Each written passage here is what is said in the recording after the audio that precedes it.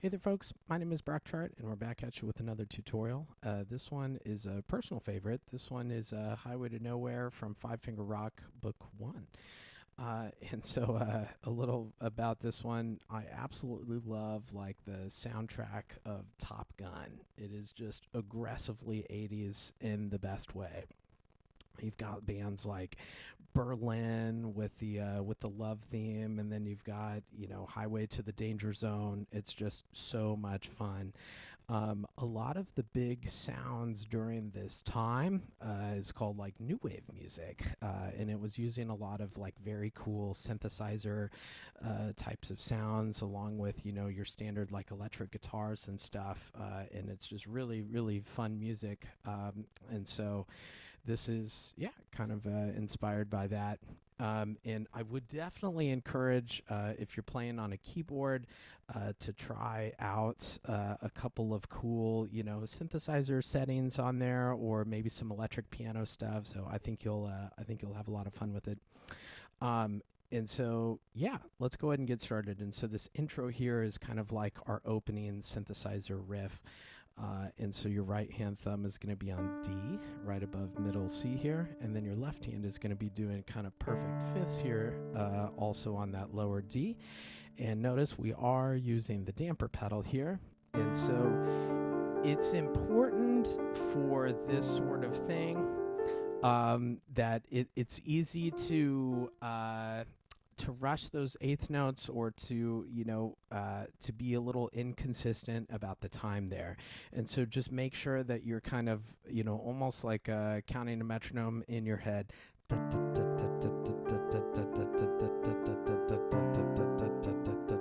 And even if you can play it faster, make sure that it's not really about that. It's we always try to do whatever the music calls for. And so playing along with the play along track is like a really fun way of practicing with a metronome. But you can also do it just solo piano, 1 and 2 and 3 and 4 and 1 and 2 and 3 and 4 and so just that super steady, really, really even, just like a machine or like a clock. And your left hand's kind of going down these perfect fifths by step here, and then we're coming right back up.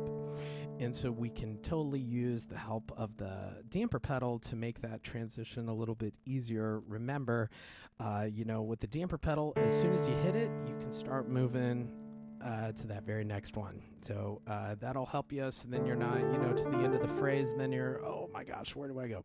So, as soon as I hit it, if you watch my hands when I play this, I'm already there, like right after I hit it. So it just gives me it makes it less stressful to play it, because I'm just looking ahead a lot more, and I'm ready to go. So it's kind of this same sort of idea. In measure 5, we do have this left hand is going to be on that B flat, and we've talked before, whenever we have a pinky or a thumb on a black key, I like to go into the piano and into the key bed a little bit more, just to make it a little bit more comfortable.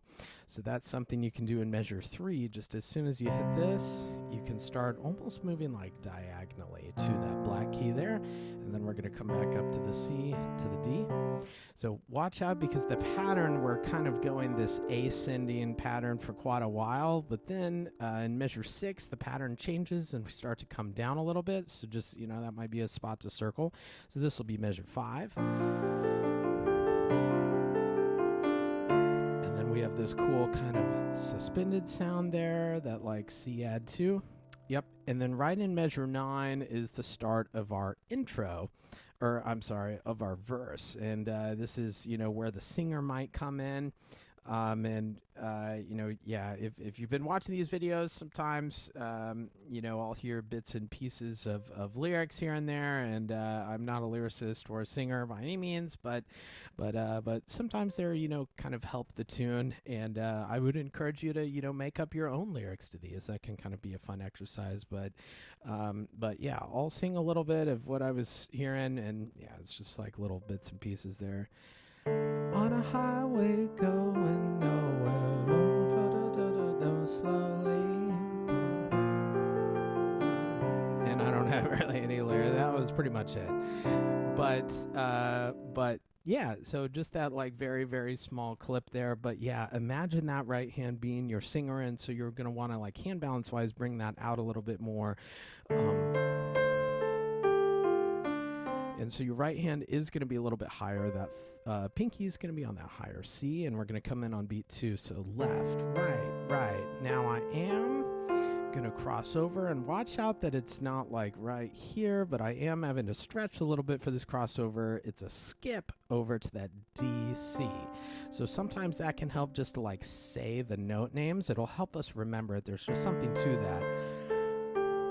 D, C, G. And I am kind of stretching out a little bit there, so I'm going right here, crossing over to the D, C, and I'm stretching out just a little bit to a 4 on G, right, with that hit right on measure 11. And then I'm going to turn the page, and that left hand's just doing the same, like, kind of 5th pattern that we've been doing all the time. Let's see. Yeah, there is a repeat there, so it'll go back to measure 9. Watch out for the second ending too, and this is probably most students' favorite part, and mine included, right in measure 18. So let's hear what that second ending sounds like. I'm going to start maybe in 13, and take the second ending. Now I'm going to go up a step in my right hand to a 3 on G, and I'm going to kind of go into the key bed a little bit more, because again, I have a pinky coming up on that black key. And this is where that left hand kind of does this cool like alternating 8th note pattern. And so it can kind of be easy, sometimes I do it too, when you're kind of playing this and not thinking about it, to get those 8th notes like turned around to where maybe it's like high, low, instead of low, high. So just be cautious about that. Is it going to sound fine either way? Yes, absolutely. But, the finer detail stuff, so just go slow, Make sure we're hearing that the root kind of every strong beat. And what I mean by that, 1, 2, 3, 4, 1, 2, 3, 4, 1, 2, 3, 4, 1. And so if you're playing that and you're like, oh, that I'm hearing that on a different beat. Maybe we turned around the 8th notes in the left hand. So just be careful about that. It is a little bit louder here, and the writing is going to kind of take care of that, because the pedal with the 8th notes, it's going to build up some sound pretty quickly with that, but we don't want to get too loud too fast. So just something to be cautious about, but that is something to, you can play it out a little bit more here. So I would definitely practice left hand alone during this part, and so let's try that. And it's kind of this rocking motion with our hand. And so there's not too much time to move, so we don't have a rest there. But if you look at what I'm doing, 3 and 4 and right when I hit like my last D there, I'm already kind of stretching and getting that pinky ready to go. Because if I don't do that, then I'm like freaking out and I'm panicking trying to find my next spot, and I pretty much do that every time. So that might be a spot, you can circle that last 8th note in measure 18, in measure 19, 20, whatever, but just as a visual reminder to kind of start finding that next note with your pinky. And it's kind of a similar pattern, except almost backwards a little bit. So if you need some help finding those, it could be a good idea just to do them in block chords on the left hand first with pedal. 1, 2, 3, switch. 1, 2, 3, switch. 1, 2, 3, switch. Just to kind of get the feel for where we move. And then once you're ready, maybe try. You can even compress it. I'm a big fan of, when you're practicing, you can manipulate this. You can alter it to whatever you need to. It doesn't have to be 8th notes. If you wanted to compress it to just 1, 2, 3, 4, like whole notes and block chords like what we were just doing, or you can go in quarters. 1, 2, 3, 4.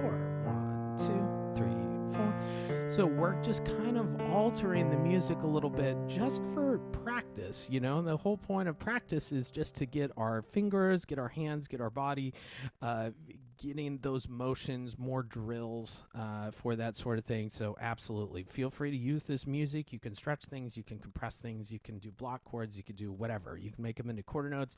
Make your own kind of practice methods. I encourage that. Good. Let's see. And then it's kind of, the same thing. And then, this is kind of a cool part right in 25 on the next page. So we have this kind of cool suspension here and then resolution. So make sure that we do have 3 held notes there. So we're playing 4. And the only thing that's moving is this F going to the E. So everything else stays put, and I'm not lifting up. And then my right hand's going up to a C on with a forefinger. And then this is the loudest part of the tune right here. It's very similar texture and sounds as what we saw like right in 18, but different notes. And so your hands are spreading out a little bit more.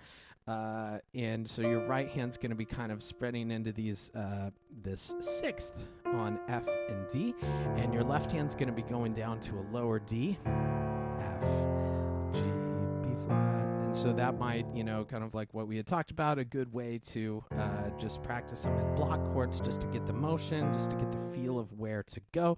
You can also do the quarter notes like we did before, 3, 4, 1, 2, 3, 4. So just some different practice strategies. I did want to show you, I love messing around with like different sounds on my keyboard, and I had mentioned that like a synthesizer sound is super cool on this, and where's it at? It's called like something rabbit. Yeah, the rabbit hole. I love this synthesizer sound. Hopefully it's not too loud on the recording, but I'll play a little bit of this with the synthesizer sound, and it's just so much fun. I mean, you sound like a rock star. So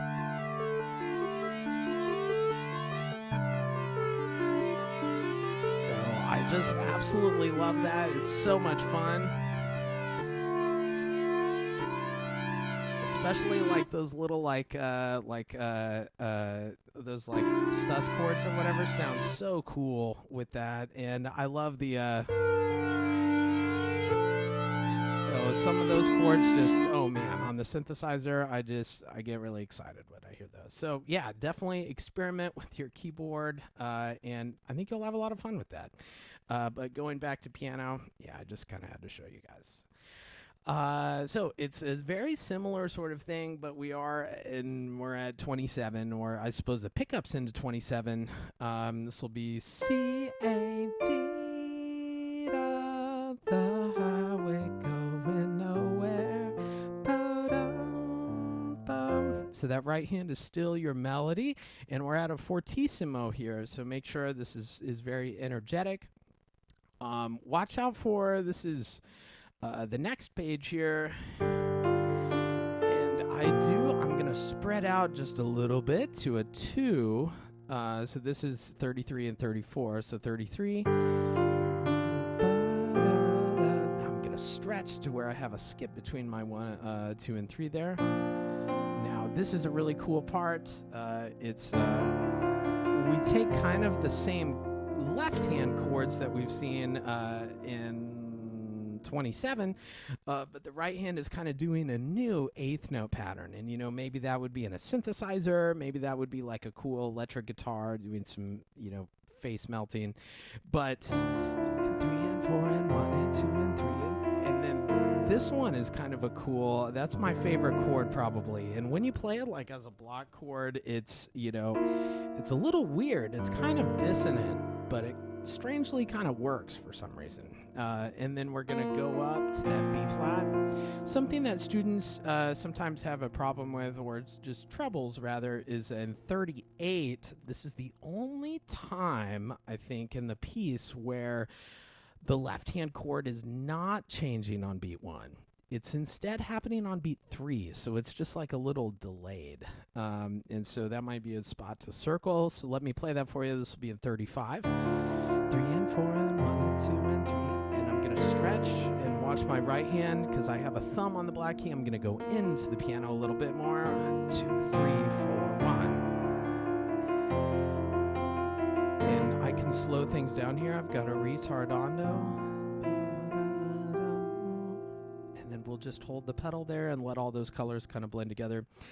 Last hint for you, in the retardando right in 42, as soon as you see that, I hear a lot of students just like kind of freak out and like immediately go slower there. But think of it like a train. A train takes they're huge, and it takes a really long time for it to come to a stop. You don't want to slam on the brakes whenever you see the retardando there. It's a gradual stop. So yeah, you don't want to hear like 41, you know.